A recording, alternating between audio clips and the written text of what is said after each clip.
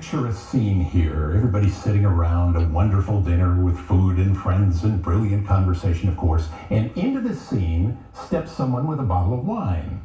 Now, I should say this would have had to be a few decades ago, and you would know that by looking at the wine bottle, because this particular wine, you see, has not been made in San Diego County for years and years. But it once was, and by all accounts, it was delicious. So what happened to this wine and the exact place where it was made?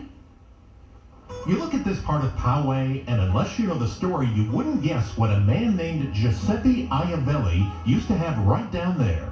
By about 1918, he had purchased all the land that you see down behind us, the 65 acres, and that's when he started the Poway Winery. That's right, the Poway Winery. If you've never heard of it, that's because there hasn't been a bottle of it made for about 70 years.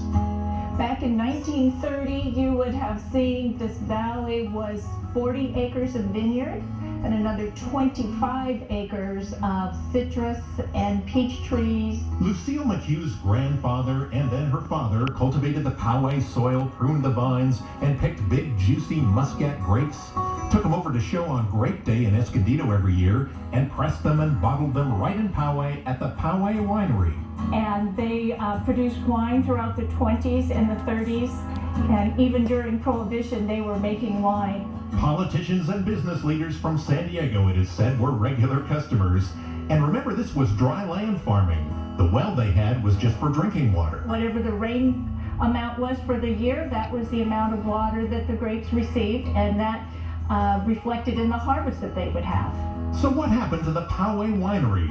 World War II. It stopped operating when Carl Iavellii, Lucille's dad, enlisted in the Army Air Corps, was shot down, taken by the Germans as a prisoner of war. Carl survived it all, but the winery was now history.